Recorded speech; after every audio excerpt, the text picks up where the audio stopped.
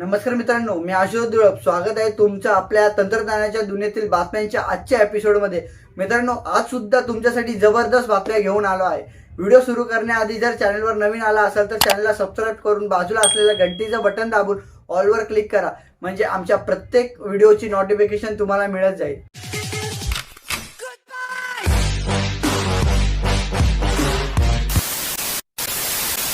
मित्रांनो, पबजी लव्हर्ससाठी एक bad news आहे.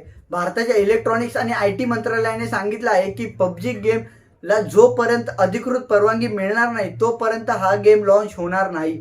आणि पबजी कंपनीने सरकारकडे कोणतीही परवानगी सध्या मागितली नाहीये. पबजी लवकर प्ले स्टोअरवर येण्याची शक्यता कमी आहे. तर मित्रांनो, भारताच्या इलेक्ट्रॉनिक्स आणि IT मंत्रालयाच्या एका अधिकाऱ्याने इनसाइडर स्पोर्ट या पोर्टलला दिलेल्या माहितीत अनेक खुलासे केले आहेत. त्यांनी म्हटलं आहे की एखादी कंपनी बॅन झाल्यानंतर लगेच तीच कंपनी दुसऱ्या नावाने पुन्हा कंपनी खोलली तर तिला परवानगी मिळत नाही. मग बॅन करण्याचा फायदा काय आहे?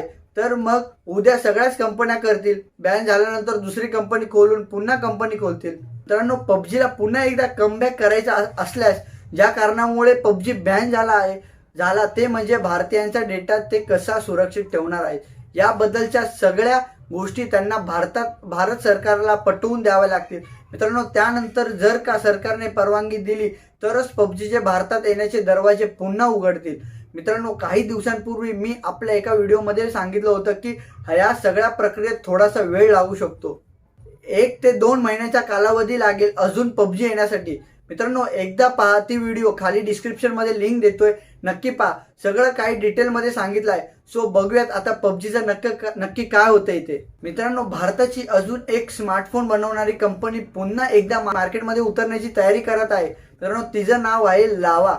मित्रांनो, लावा ही काही मोजक्या कंपन्यांमध्ये मोडते जी की स्वतःचे मोबाईल स्वतःच तयार करते. पण आता लावा ही भारतीय स्मार्टफोन बनवणारी कंपनी आहे. तर आता दुसऱ्या कंपन्यांचे सुद्धा फोन तयार करायला चालू करणार आहे. मोटोरोला आणि नोकिया या कंपन्यांनी लावा कंपनीशी एक डील केली आहे, ज्यात या कंपन्यांचे स्मार्टफोन लावा कंपनी भारतात बनवणार आहे, जे की मेड इन इंडिया फोन्स असतील. मित्रांनो, भारत सरकार आपल्या देशाशी एक ई-कॉमर्स कंपनी तयार करत आहे की फ्लिपकार्ट, ॲमेझॉन यासारखी असेल. यासाठी सरकारने एक कमिटी सुद्धा बनवली आहे जी की open network for digital commerce ONDC या नावाने ओळखली जाईल. मित्रांनो, सरकारची एक ई-कॉमर्स कंपनी बनवण्यापासून ते सगळ्या ई-कॉमर्स कंपन्यांसाठी एक पॉलिसी तयार करणे हे या कमिटीचं काम असेल. मित्रांनो, भारतीय मार्केटमध्ये ॲमेझॉन, फ्लिपकार्ट या ई-कॉमर्स कंपन्यांचा दबदबा आहे. त्यामुळे आपल्या भारत सरकारची ई-कॉमर्स कंपनी आल्यानंतर फ्लिपकार्ट, ॲमेझॉनला जोरदार टक्कर मिळण्याची शक्यता आहे. मित्रांनो, खूप सारे फोन्स डिसेंबरमध्ये येत आहेत. त्यात आणखी एक स्मार्टफोन कंपनी भारतात स्मार्टफोन लॉन्च करण्याची तयारी करत आहे. टेक्नो कंपनीने 4 डिसेंबरला भारतात त्यांचा नवीन टेक्नो पोवा हा स्मार्टफोन लॉन्च करणार आहे. मित्रांनो, त्याचा लॉन्चिंग इव्हेंट 4 डिसेंबरला दुपारी 12 वाजता टेक्नोच्या ऑफिशियल फेसबुक पेज आणि यूट्यूब चॅनलवर लाईव्ह असणार आहे. काही दिवसांपूर्वी हा फोन फिलिपाईन्स या देशात लॉन्च करण्यात आला होता.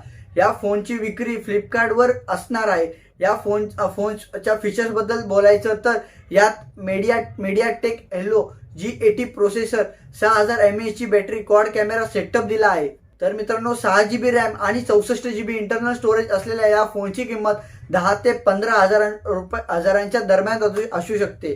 मित्रांनो, जिओ कंपनी लवकरच भारतात 8000 रुपयांपेक्षा कमी किमतीत मिळेल असा 4G स्मार्टफोन लॉन्च करण्याची तयारी करत आहे, ज्यात विवो सारख्या चायना कंपनी सोबत त्यांची चर्चा सुरू आहे. तर भारतात लावा या कंपनीशी चर्चा सुरू आहे. मित्रांनो, इकॉनॉमिक टाइम्सने दिलेल्या एका रिपोर्टनुसार जिओ विवो कंपनी सोबत लवकरच भारतात फोन लॉन्च करणार आहे, ज्यात जिओच्या फोन सोबत तुम्हाला काही OTT प्लॅटफॉर्मचा फ्री ॲक्सेस दिला जाईल.